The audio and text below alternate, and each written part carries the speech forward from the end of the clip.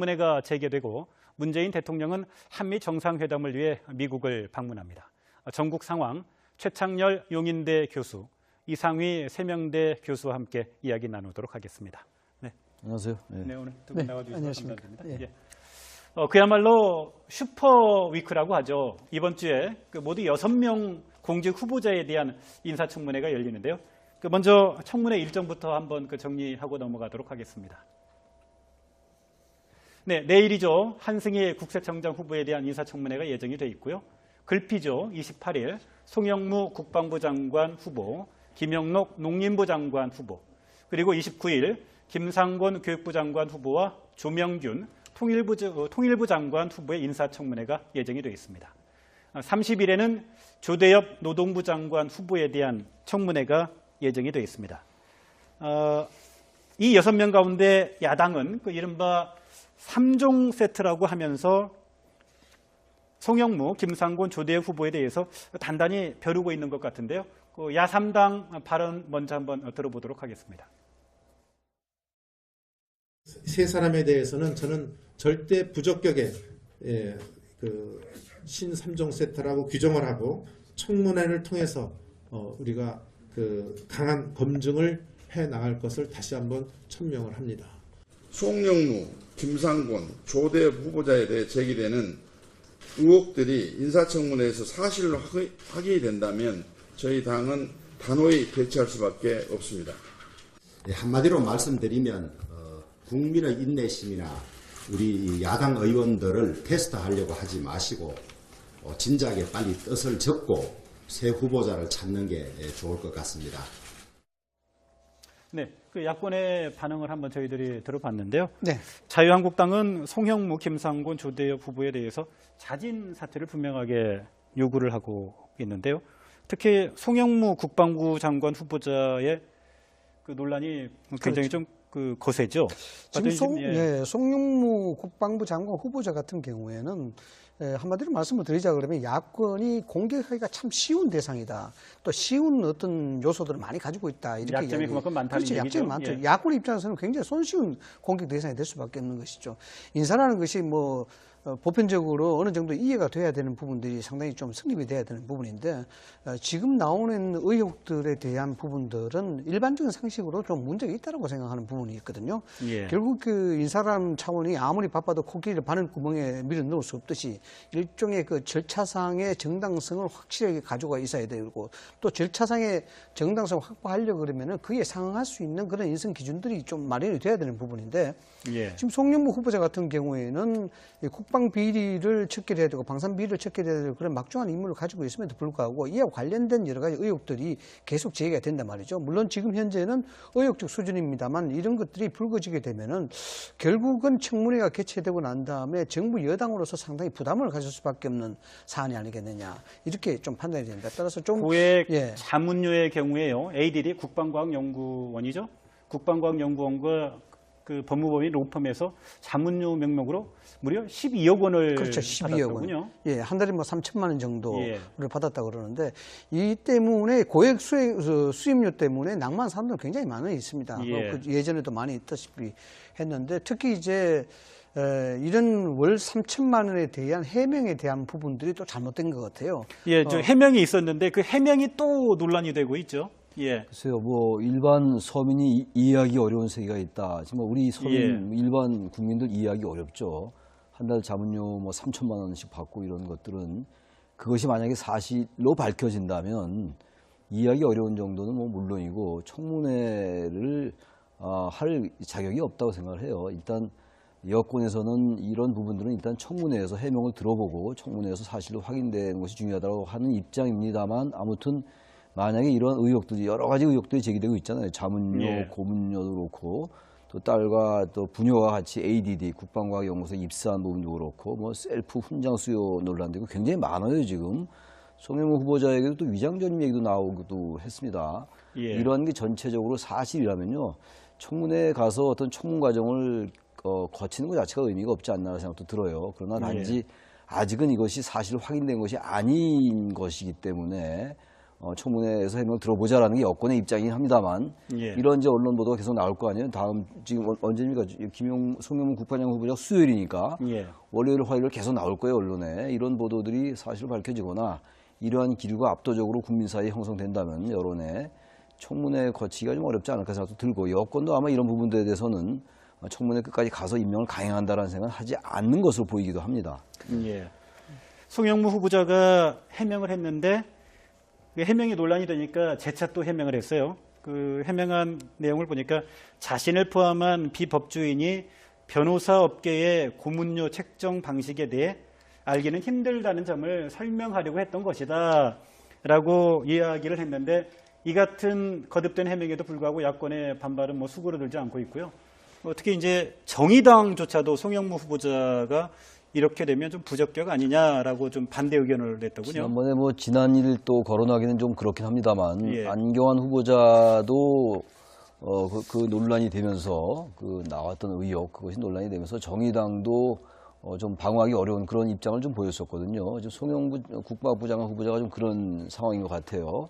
예. 지금 여러 가지 제기되는 의혹들이 다른 후보자들하고는 좀 차원이 다른 측면들인 것 같아요. 그리고 과거에도 예. 보면은 고액 수임료라든지 변호사, 법조인들의 경우 그리고 고액 자문료 이런 것들로 해서 낙마되고 자진 철회한 경우도 많이 있습니다. 그래서 이번에 전 정권의 대표적인 네. 게 안대희 전 그렇죠. 총리의 경우가 법무법인 정관예우 차원에서 고액 그렇죠. 고액 수임료 수임료 문제 때문에. 때문에 예. 낙마하지 않았습니까? 그렇죠. 이런 부분이 뭐 아까 앵커께서 지적하셨습니다만 일반인들이 좀 이해하기 어려운 부분이 있다라고 이제 예. 해명을 했고 그것이 쉽게 이야기하자면은 이제 불에다 기름을 부은 듯한 그런 예. 차원에서 여권 내부에서조차도 상당히 반발을 많이 촉발시켰던 그런 이유가 되는 예. 것이죠. 결국 일반인들이 이해하지 못할 일이다 그러면 결국 특별한 사람들이 한다는 그런 형태로 이제 귀결될 수가 있는데 이런 부분들은 뭐 매우 적절치 않다고 봐야 되는 부분이고요. 뭐 앞서도 말씀을 드렸습니다만은 청문회를 통해서 추가적으로 어떤 의혹이 나올지 또 아니면은 이게 의혹으로 끝날지 아니면은 의혹에 대한 부분들이 증거적으로 좀 나올 부분이 있는지는 모르겠습니다만은 청문회까지 이어진다 그러면은 어쩌면 문재인 정부와 여당 쪽에서는 상당한 부담을 할 수도 있다라는 그런 생각이 듭니다. 여기에 대해서 예. 추가적으로 이 제기된 의혹들에 대해서 증거적인 자료가 나온다든가 또 다른 의혹이 제기된다 그러면은 여기 인사청문회에 대한 정부의 강행 이 부분이 다시 한번 회자가 될 수밖에 없고 또 인사청문회 인사검증에 대한 부분도 다시 한번 촉발될 수밖에 없는 그런 여론들이 또 하나가요. 지금 예. 해군 참모총장 시절에 납품 비리에 관련된 또 의혹도 제기되고 있는 상황입니다. 예, 이것도 말 바꾸기 예. 좀 의혹이 있죠. 예. 사실인지 아닌지 모르겠습니다만 적어도 이건 방산 비리와 또 관련된 부분이기 때문에 예. 이건 여야의 문제도 아닌 것 같고 분명하게 이따 사실을 밝혀져야 된다는 부분이고 지금 뭐 역시 의혹의 수준이기 때문에 완전히 단정해서 이 후보자가 적격이다, 부적격이다라고 얘기할 수 없다 하더라도요. 어쨌든 중요한 거는 여러 가지 이러한 사안들이 사실인가 아닌가를 밝혀내는 게 중요하다고 보여집니다. 자, 그러면 지금 야권에서는 뭐 청문회를 열 필요조차 없다라고 이렇게 공세를 하고 있는데요.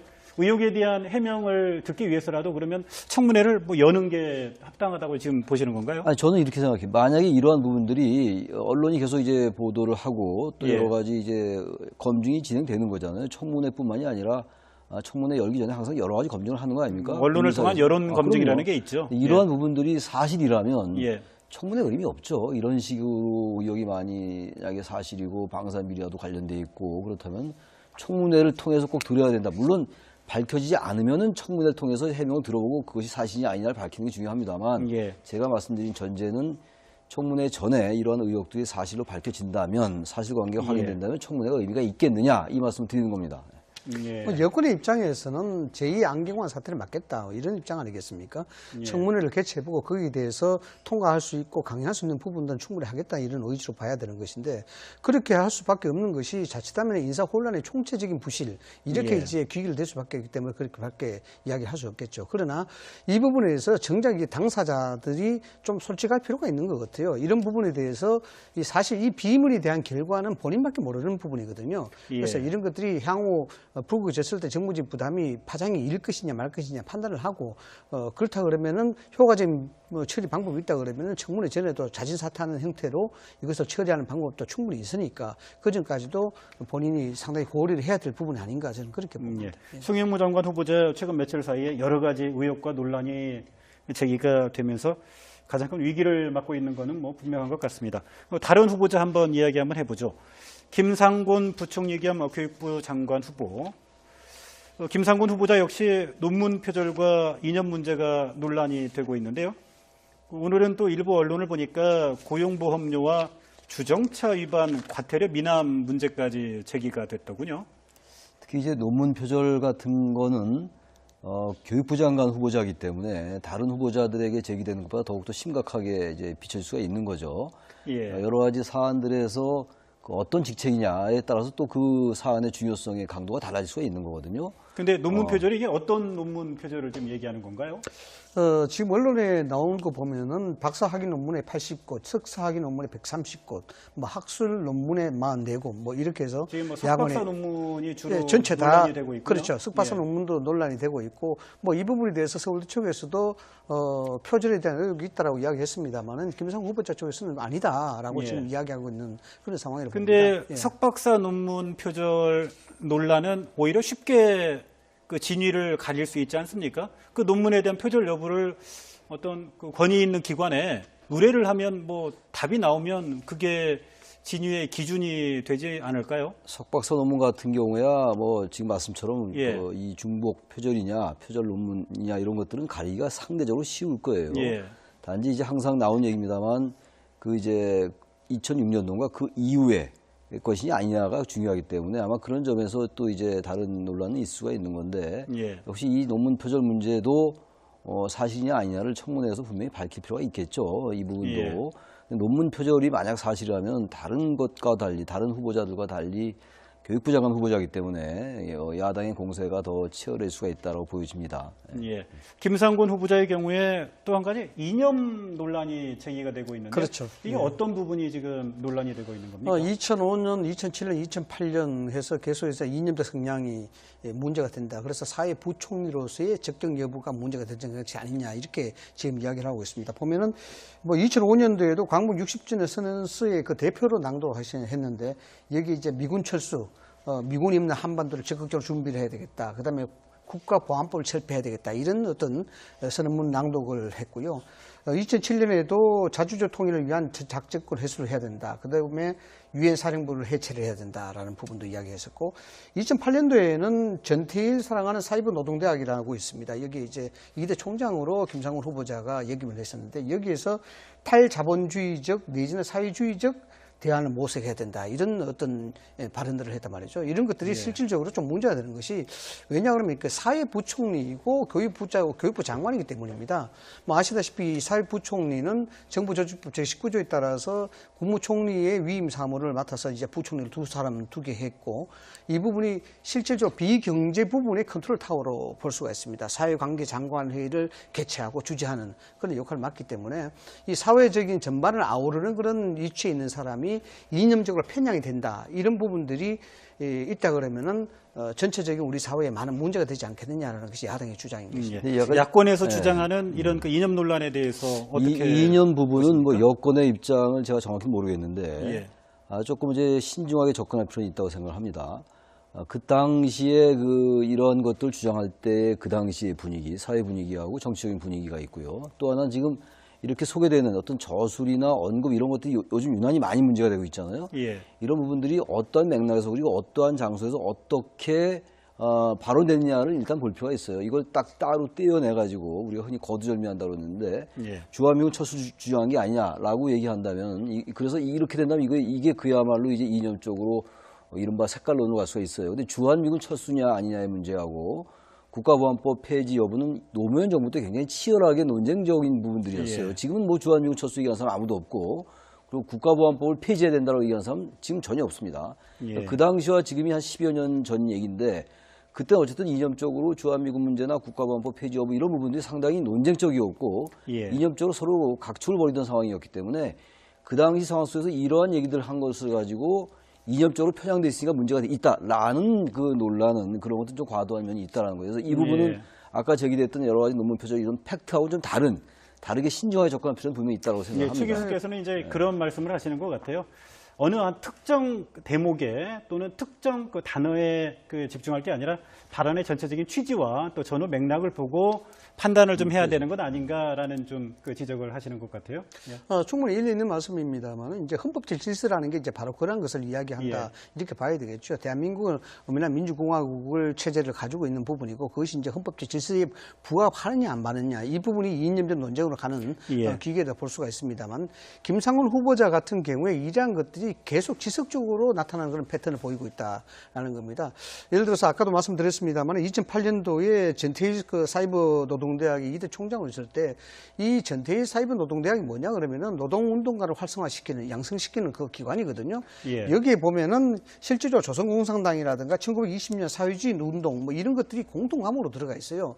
뭐 이런 것들이 이 이념적 편향이 되어 있다, 안 되어 있다, 이 단정적으로 이야기할 수 없지만 그래도 특정 이념에 대한 편중 논란이 제기되는 사람이 전체적인 보편 타당성을 가지고 이야기할 수 있는 사회부총리의 적격 여부가 따질 수 없는 문제는 아니지 않느냐라는 그런 식으로 이야기가 됩니다. 또 하나요. 이 김상곤 전 교육감은 이미 교육감 선거에서 검증이 된 부분이기 때문에 그러한 부분들을 시간이 꽤 지났는데 너무 이념적인 잣대로 보면 안 된다는 거. 항상 우리 사회에서 가장 이 치열하게 논란이 되는 부분이 바로 이런 부분들인데 어떠한 그 분명한 지향을 딱 정해놓고 그 지향과 맞지 않은 무조건 이념적 편향성이다. 그리고 지나치게 이게 문제가 있다라고 본다면 이건 시대에 너무 뒤떨어져 있다고 봐요.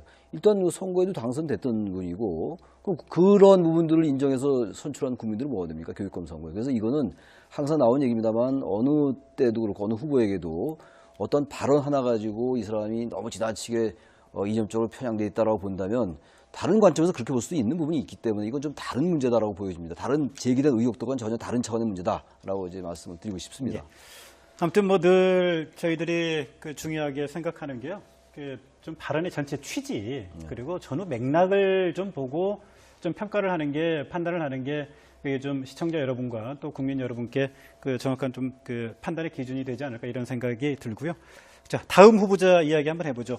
조대엽 고용노동부 장관 후보자, 음주운전과 사회이사 활동 등에 대한 의혹이 제기가 됐었는데 이게 이제 또 거짓 해명 의혹이 제기가 되고 있더군요. 음주운전과 관련해서. 이게 어떤 내용입니까? 네, 음주운전과 관련해서 이제 교수로 재직 당시에 농성하던 대학생들과 같이 함께 하자는 의미에서 같이 술을 마시고 그것이 이제 과하다 보니까 음주 단속에 단속됐다, 음주 단속에 걸렸다라는 부분인데 이 부분들이 실제 이제 거짓 해명이라는 것이죠. 음주운전의 경위를 둘러싼 그렇죠. 거짓 해명 논쟁이죠. 논란인 이 부분은 거네요. 이제 본인의 이야기는 그렇습니다만 주위에 이제 학생들이라든가 이게 사실이 아니다라고 지금 이야기하기 때문에 이런 것이 오히려 장관 후보자까지 가는 사람이 어떤 신뢰성을 어떻게 담보할 수 있느냐라는 그런 문제가 이제 지금 새삼 그 핵심으로 떠오르고 있는 그런 상황입니다. 사회이사 겸직 논란은 이게 또 뭡니까? 사회이사 단순히 겸직도 겸직입니다만 그 부분보다도 그 사회이사로 재직했던 그 회사의 경영에 참여를 했는데 그 회사가 임금을 체불했다라는 이런 얘기예요. 그러니까 제가 아까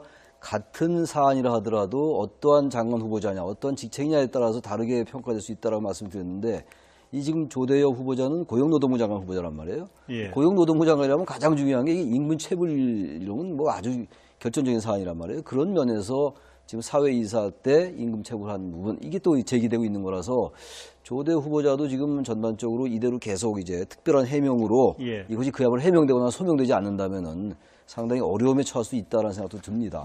사회이사를 하면서 임금을 체불했다는 의혹과 관련해서는 조대엽 고용노동부 장관 후보자가 아직 뭐 구체적으로 정확하게 근거와 자료를 가지고 해명을 하고 있지는 않으니까요. 좀 해명이 좀 나오기를 좀 기다려볼 필요가 좀 있는 것 같습니다. 과정도 그렇고 이제 아직 뭐 며칠 남았으니까 언론을 통해서라도 분명히 자신이 그렇지 않다라는 것을 입증할 자료가 있다면 분명히 얘기를 해야 되겠죠. 그래야지 청문회에 들어가서도 어느 정도의 자기 논리를 펼 수 있지 않을까 이렇게 생각합니다. 이번 주가 슈퍼위크 고위공직자 후보 6명에 대한 인사청문회가 예정이 되어 있기 때문에 언론에서 좀 관심을 끌기 위해서 슈퍼위크라고 이렇게 명명을 하고 있는데요. 만약에 안경환 법무부 장관 전 후보자에 이어서 두 번째 낙마자가 나올 경우에 청와대가 받을 타격이 적지 않을 것 같고요. 특히나 인사검증에 책임이 있는 조국 민정수석 아닌 게 아니라 지금도 뭐 야권으로부터 공격을 많이 당하고 있는데 상당한 타격이 예상이 되죠. 아마 제2의 안경환 사태 같은 부분이 발생이 된다 그러면은 7월 달에 예정된 국회에서 운영위 소집할 수 있는 명분이 되지 않겠느냐 이렇게 생각이 됩니다. 국회 운영위가 야당으로부터 아주 집요하게 지금 개최 요구를 받고 있는데 낙마 사태가 떨어진다 그러면은 조국 수석을 불러내야 운영위 개최가 명분을 얻게 되는 것이죠. 그렇게 되면은 이 부분에 대해서 조국 수석의 출석 여부가 상당히 화제로 떠오를 수밖에 없는 상황인데 결국 이제 청문회 그 자체가 인사 검증에 대해서 그것을 기본으로 하기 때문에 낙마라는 부분은 인사 검증이 잘못됐다는 것을 확인시켜 주는 부분이거든요. 그래서 거기에 대한 총체적인 책임을 지고 있는 조국 수석은 여기에 대해서 자유스러울 수가 없는 그런 입장이 되는 겁니다. 그래서 정치적인 타격은 충분히 예상할 수밖에 없는 그런 상황이 아니겠느냐.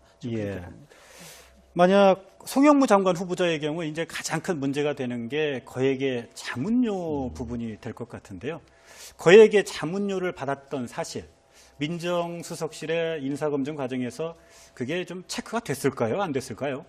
그래서 거액의 자문료를 그 정도 많이 받았다는 것을 알았다면은 상식적으로 볼 때 내정하기가 후보로 내정하기가 상당히 부담스러웠을 것 같아요.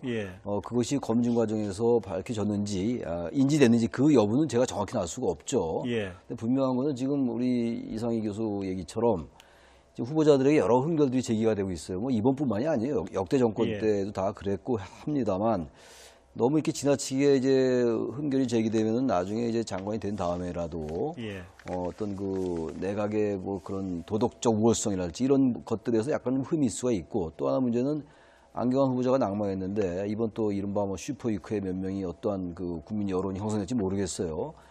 이 부분도 굉장히 정권으로서는 부담스러운 부분이고 또 하나 문제가 내각의 구성이 너무 늦어요. 지금 지난 박근혜 정권 때 52일 만에 됐는데 이번에 뭐 60일은 훨씬 넘을 것 같아서 이런 것들도 부담스러운 부분도 있을 것 같기도 합니다. 이번에는 한미 정상회담 이야기 좀 해보죠. 문재인 대통령 이번 주에 2박 3일 일정으로 미국을 방문하는데요. 북핵 문제와 사드 배치 또 한미 자유무역 협정 FTA가 주요 의제가 될 것으로 보이는데요. 가장 큰 이슈는 북핵 문제죠. 문제는 이제 한미 간의 공조 동맹 관계를 어느 정도 확인할 것인가 하는 그런 점 아니겠습니까? 북핵 문제가 가장 그 큰 핵심으로 부상될 수밖에 없겠죠. 입장이 확연하게 지금 다르고 있거든요. 지금 우리 이제 문재인 대통령과 청와대 측에서는 이 북한에 대한 핵 문제 이 부분에 대해서는 일종의 전략적 모성을 좀 가지고 있습니다. 뭐냐 그러면은 웹비어 그 미국 학생 그 사건이 웹비어 사건이 터졌을 때는 대화를 위한 대화를 하지 않겠다는 강경 기조로 갔다가 또 어떤 쪽에서는 최근에 이제 세계 태권도 협회라든가 이런 데 부분에서는 좀 유화적 제스처를 좀 내보이고 있거든요. 이런 전략적 모선을 가지고 있는 상황에서 실질적으로 미국의 입장은 여기에 대한 대북 제재를 원칙으로 하고 있지 않습니까? 비핵화를 원칙으로 하고 있는 그런 상반된 입장에 있기 때문에 과연 한미 정상에서 이걸 아우를 수 있는 그런 해결의 실마리가 어떻게 나올지 굉장히 이제 주목이 될 수밖에 없는 상황이고 따라서 이 한미 정상회담에 있어서는 아주 고정적인 어떤 답을 구하는 그런 의제보다는 한미 동맹에 대한 신뢰 회복 이 정도 소통에 대한 원활함 뭐 이 정도로 의제가 마무리될 수 있는 가능성이 굉장히 높지 않겠느냐 이렇게 봅니다. 한미 동맹 관계의 그 가장 큰 좀 뜨거운 감자라고 할 수 있는 문제가 사드 배치 문제 아닙니까? 사드 배치 일정을 둘러싼 한미 양 정부 사이에 약간의 이견이 있는 게 사실인 것도 같고요. 그 문제도 이번에 한미 정상회담 과정에서 좀 논의가 되겠죠. 글쎄요, 사드 배치 그 자체가 한미 정상 간의 의제로 채택될지 모르겠어요. 아직 그 부분은 단정하기 어려울 것 같습니다. 그냥 그 부분은 지금 한미가 어쨌든 사드 배치에 대해서는 이견이 없는 것처럼 얘기를 하고 있는 거예요. 한미는 지금 문재인 대통령도 어쨌든 한미가 합의했던 사드 배치는 철회할 생각이 전혀 없고 진행된다라는 얘기를 여러 번 얘기하고 있는 것이고 미국도 마찬가지입니다. 그래서 한미 정상회담에서 이 부분을 가지고 지금 최근에 얘기 나왔던 합의를 했는데 그것을 어겼느냐 어기지 않았느냐 이런 부분이 나올 가능성은 거의 없다고 보는 것이고 사실 어떤 부분에서 볼 때 이 사드를 둘러싼 한미 간의 이런 얘기들이 좀 과장되게 국내 언론에서 보도되는 경향도 좀 있는 것 같아요. 지금 한미 간의 합의한 부분을 전혀 철회할 생각도 없고 합의를 지키겠다고 계속 얘기하고 있는데 대통령이 단지 이제 지난해 합의했던 건 올해 11월 또는 11월 원래 이제 예정됐다 9월로 당겨졌고 그것이 7월 내지 9월에 이제 연내된다고 그랬는데 지금 빨리 당겨진 게 사실이잖아요. 거기에 대해서 문 대통령이 사실 합의와는 좀 다르게 빨리 진행이 됐다. 탄핵 정국소에서 그런 점에 대해서 언급을 한 것이기 때문에 예. 우리 대한민국으로서 어쨌든 그런 것들을 한미 정상회담을 앞두고 약간 전략적인 발언일 수도 있는 것입니다만 발언할 수 있다고 저는 봅니다. 따라서 이 부분이 한미 간의 한미 동맹이라든지 사드 배치 둘러서 이견이 노출되고 이런 쪽으로 연결돼 가서는 전 거의 없지 않느냐라고 생각을 합니다. 예. 인사청문회와 대통령의 방미 이런 전국 상황들에 대해서 최창렬 용인대 교수, 이상휘 세명대 교수와 함께 이야기 나눴습니다. 네, 오늘 두 분 말씀 감사드립니다. 청문회가 재개되고 문재인 대통령은 한미 정상회담을 위해 미국을 방문합니다. 전국 상황 최창렬 용인대 교수, 이상휘 세명대 교수와 함께 이야기 나누도록 하겠습니다. 네, 안녕하세요. 네. 네 오늘 두 분 네, 나와주셔서 안녕하십니까. 감사드립니다. 예. 예. 그야말로 슈퍼위크라고 하죠. 이번 주에 모두 6명 공직 후보자에 대한 인사청문회가 열리는데요. 먼저 청문회 일정부터 한번 정리하고 넘어가도록 하겠습니다. 네, 내일이죠. 한승희 국세청장 후보에 대한 인사청문회가 예정이 돼 있고요. 글피죠. 28일 송영무 국방부 장관 후보, 김영록 농림부 장관 후보, 그리고 29일 김상곤 교육부 장관 후보와 조명균 통일부 장관 후보의 인사청문회가 예정이 되어 있습니다. 30일에는 조대엽 노동부 장관 후보에 대한 청문회가 예정이 되어 있습니다. 이 6명 가운데 야당은 이른바 3종 세트라고 하면서 송영무, 김상곤, 조대엽 후보에 대해서 단단히 벼르고 있는 것 같은데요. 야3당 발언 먼저 한번 들어보도록 하겠습니다. 세 사람에 대해서는 저는 절대 부적격의 신삼종 세트라고 규정을 하고 청문회를 통해서 우리가 강한 검증을 해 나갈 것을 다시 한번 천명을 합니다. 송영무, 김상곤, 조대엽 후보자에 대해 제기되는 의혹들이 인사청문회에서 사실로 확인된다면 저희 당은 단호히 대처할 수밖에 없습니다. 한마디로 말씀드리면 국민의 인내심이나 우리 야당 의원들을 테스트하려고 하지 마시고 진작에 빨리 뜻을 접고 새 후보자를 찾는 게 좋을 것 같습니다. 네, 야권의 반응을 한번 저희들이 들어봤는데요. 네. 자유한국당은 송영무, 김상곤, 조대엽 후보에 대해서 자진 사퇴를 분명하게 요구를 하고 있는데요. 특히 송영무 국방부 장관 후보자의 논란이 굉장히 좀 거세죠. 지금 예. 송영무 국방부 장관 후보자 같은 경우에는 한마디로 말씀을 드리자 그러면 야권이 공격하기가 참 쉬운 대상이다. 또 쉬운 어떤 요소들을 많이 가지고 있다. 이렇게 약점이 그만큼 많다는 그렇죠. 얘기죠. 약점이 많죠. 예. 야권 입장에서는 굉장히 손쉬운 공격 대상이 될 수밖에 없는 것이죠. 또 인사청문회, 인사 검증에 대한 부분도 다시 한번 촉발될 수밖에 없는 그런 여론들이 또 하나가요. 지금 때문에 해군 참모총장 시절에 납품 비리에 관련된 또 의혹도 제기되고 있는 상황입니다. 예, 이것도 말바꾸기 예. 좀 의혹이 있죠. 사실인지 아닌지 모르겠습니다만 적어도 이건 방산 비리와 또 관련된 부분이기 때문에 예. 이건 여야의 문제도 아닌 것 같고 분명하게 이따 사실을 밝혀져야 된다는 부분이고 지금 뭐 역시 의혹의 수준이기 때문에 완전히 단정해서 이 후보자가 적격이다, 부적격이다라고 얘기할 수 없다 하더라도요. 어쨌든 중요한 거는 여러 가지 이러한 사안들이 사실인가 아닌가를 밝혀내는 게 중요하다고 보여집니다. 자, 그러면 지금 야권에서는 청문회를 열 필요조차 없다라고 이렇게 공세를 하고 있는데요.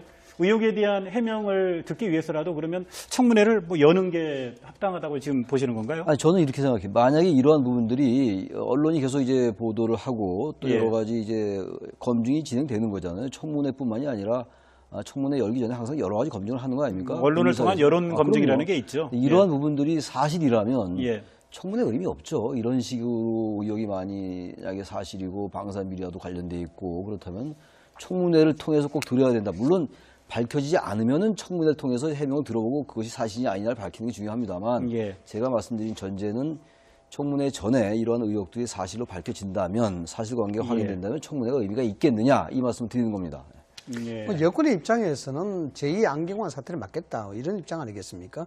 예. 청문회를 개최해보고 거기에 대해서 통과할 수 있고 강행할 수 있는 부분들은 충분히 하겠다 이런 의지로 봐야 되는 것인데 그렇게 할 수밖에 없는 것이 자칫하면 인사 혼란의 총체적인 부실 이렇게 예. 이제 귀결 될 수밖에 없기 때문에 그렇게밖에 이야기할 수 없겠죠. 그러나 이 부분에서 정작 이 당사자들이 좀 솔직할 필요가 있는 것 같아요. 이런 부분에 대해서 사실 이 비밀에 대한 결과는 본인밖에 모르는 부분이거든요. 예. 그래서 이런 것들이 향후 불거졌을 때 정부적 부담이 파장이 일 것이냐 말 것이냐 판단을 하고 그렇다 그러면은 효과적인 처리 방법이 있다 그러면은 청문회 전에도 자진 사퇴하는 형태로 이것을 처리하는 방법도 충분히 있으니까 그 전까지도 본인이 상당히 고려를 해야 될 부분이 아닌가 저는 그렇게 봅니다. 예. 송영무 장관 후보자 최근 며칠 사이에 여러 가지 의혹과 논란이 제기가 되면서 가장 큰 위기를 맞고 있는 것은 뭐 분명한 것 같습니다. 다른 후보자 한번 이야기 한번 해보죠. 김상곤 부총리 겸 교육부 장관 후보. 김상곤 후보자 역시 논문 표절과 이념 문제가 논란이 되고 있는데요. 오늘은 또 일부 언론을 보니까 고용보험료와 주정차 위반 과태료 미납 문제까지 제기가 됐더군요. 특히 이제 논문 표절 같은 거는 교육부 장관 후보자이기 때문에 다른 후보자들에게 제기되는 것보다 더욱더 심각하게 이제 비춰질 수가 있는 거죠. 예. 여러 가지 사안들에서 그 어떤 직책이냐에 따라서 또 그 사안의 중요성의 강도가 달라질 수가 있는 거거든요. 근데 논문 표절이 이게 어떤 논문 표절을 좀 얘기하는 건가요?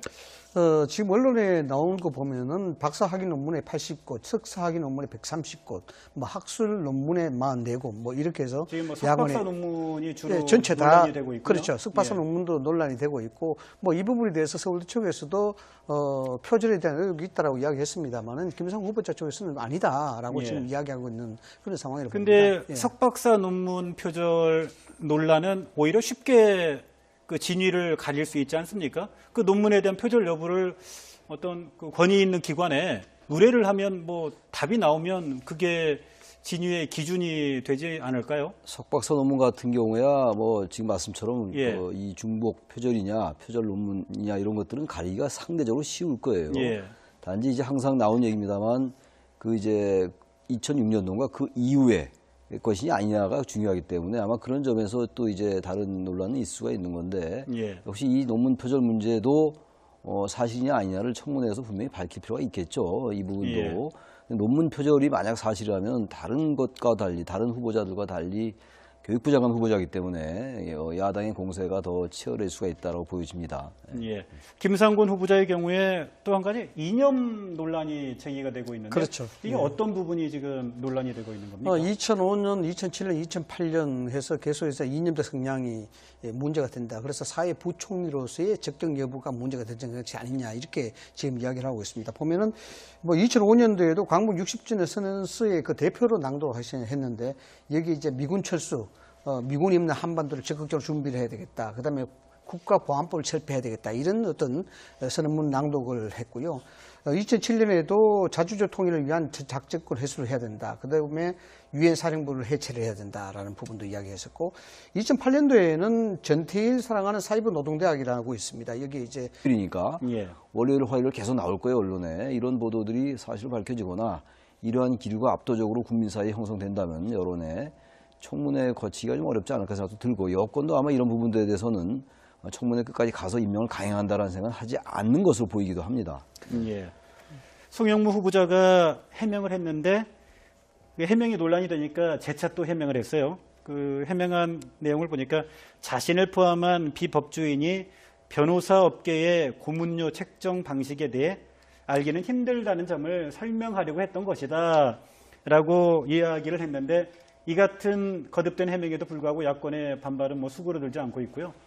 특히 이제 정의당조차도 송영무 후보자가 이렇게 되면 좀 부적격 아니냐라고 좀 반대 의견을 냈더군요. 지난번에 뭐 지난 일 또 거론하기는 좀 그렇긴 합니다만 예. 안경환 후보자도 그 논란이 되면서 그 나왔던 의혹 그것이 논란이 되면서 정의당도 좀 방어하기 어려운 그런 입장을 좀 보였었거든요. 송영무 국방부 장관 후보자가 좀 그런 상황인 것 같아요. 예. 지금 여러 가지 제기된 의혹들이 다른 후보자들하고는 좀 차원이 다른 측면들인 것 같아요. 그리고 과거에도 예. 보면은 고액 수임료라든지 변호사, 법조인들의 경우 그리고 고액 자문료 이런 것들로 해서 낙마되고 자진 철회한 경우도 많이 있습니다. 그래서 이번에 전 정권의 대표적인 게 안대희 전 그렇죠. 총리의 경우가 법무법인 정관예우 차원에서 고액 그렇죠. 고액 수임료 수임료 때문에. 문제 때문에 예. 낙마하지 않았습니까? 그렇죠. 이런 부분이 뭐 아까 앵커께서 지적하셨습니다만 일반인들이 좀 이해하기 어려운 부분이 있다라고 이제 예. 해명을 했고 그것이 쉽게 이야기하자면은 이제 불에다 기름을 부은 듯한 그런 예. 차원에서 여권 내부에서도 상당히 반발을 많이 촉발시켰던 그런 이유가 되는 예. 것이죠. 결국 일반인들이 이해하지 못할 일이다 그러면 결국 특별한 사람들이 한다는 그런 형태로 이제 기결될 수가 있는데 이런 부분들은 뭐 매우 적절치 않다고 봐야 되는 부분이고요. 뭐 앞서도 말씀을 드렸습니다만은 청문회를 통해서 추가적으로 어떤 의혹이 나올지 또 아니면은 이게 의혹으로 끝날지 아니면은 의혹에 대한 부분들이 증거적으로 좀 나올 부분이 있는지는 모르겠습니다만은 청문회까지 이어진다 그러면은 어쩌면 문재인 정부와 여당 쪽에서는 상당한 부담을 할 수도 있다라는 그런 생각이 듭니다. 여기에 대해서 예. 추가적으로 이 제기된 의혹들에 대해서 증거적인 자료가 나온다든가 또 다른 의혹이 제기된다 그러면은 여기 인사청문회에 대한 정부의 강행 이 부분이 다시 한번 회자가 될 수밖에. 인사라는 것이 뭐 보편적으로 어느 정도 이해가 돼야 되는 부분들이 상당히 좀 성립이 돼야 되는 부분인데 지금 나오는 의혹들에 대한 부분들은 일반적인 상식으로 좀 문제가 있다고 생각하는 부분이 있거든요. 예. 결국 그 인사람 차원이 아무리 바빠도 코끼리를 바늘구멍에 밀어 넣을 수 없듯이 일종의 그 절차상의 정당성을 확실하게 가지고 있어야 되고 또 절차상의 정당성을 확보하려고 그러면은 그에 상응할 수 있는 그런 인성 기준들이 좀 마련이 돼야 되는 부분인데 예. 지금 송영무 후보자 같은 경우에는 국방 비리를 척결해야 되고 방산 비리를 척결해야 되고 그런 막중한 임무를 가지고 있음에도 불구하고 이와 관련된 여러 가지 의혹들이 계속 제기가 된단 말이죠. 물론 지금 현재는 의혹적 수준입니다만 이런 것들이 불거지게 되면은 결국은 청문회가 개최되고 난 다음에 정부 여당으로서 상당히 부담을 가질 수밖에 없는 사안이 아니겠느냐 이렇게 좀 판단이 됩니다. 따라서 좀 고액 예. 자문료의 경우에요. ADD 국방과학연구원이죠. 국방과학연구원과 그 법무법인 로펌에서 자문료 명목으로 무려 12억 원을 그렇죠. 12억 원. 받았더군요. 예, 한 달에 뭐 3천만 원 정도를 예. 받았다고 그러는데 이 때문에 고액 수임료 때문에 낭만한 사람들 굉장히 많이 있습니다. 예. 그 예전에도 많이 있다시피 했는데 특히 이제 이런 월 3천만 원에 대한 해명에 대한 부분들이 또 잘못된 것 같아요. 예, 저 해명이 있었는데 그 해명이 또 논란이 되고 있죠. 예. 글쎄요, 뭐 일반 서민이 이해하기 어려운 세계가 있다. 지금 우리 서민 예. 일반 국민들 이해하기 어렵죠. 한 달 자문료 뭐 3천만 원씩 받고 이런 것들은 그것이 만약에 사실로 밝혀진다면 이해하기 어려운 정도는 뭐 물론이고 청문회를 할 자격이 없다고 생각을 해요. 일단 여권에서는 이런 부분들은 일단 청문회에서 해명을 들어보고 청문회에서 사실로 확인되는 것이 중요하다고 하는 입장입니다만 아무튼 만약에 이런 의혹들이 여러 가지 의혹들이 제기되고 있잖아요. 자문료, 예. 고문료도 그렇고 또 딸과 또 부녀와 같이 ADD 국방과학연구소에 입사한 부분도 그렇고 뭐 셀프 훈장 수요 논란도 굉장히 많아요 지금. 송영무 후보자에게도 또 위장전입 얘기도 나오기도 했습니다. 예. 이러한 게 전체적으로 사실이라면요. 청문회에 가서 어떤 청문 과정을 거치는 것 자체가 의미가 없지 않나 생각도 들어요. 그러나 단지 아직은 이것이 사실 확인된 것이 아닌 것이기 때문에 청문회에서 해명을 들어보자라는 게 여권의 입장이긴 합니다만 예. 이런 이제 언론 보도가 계속 나올 거 아니에요. 다음 지금 언제입니까? 송영무 국방장 후보자 수요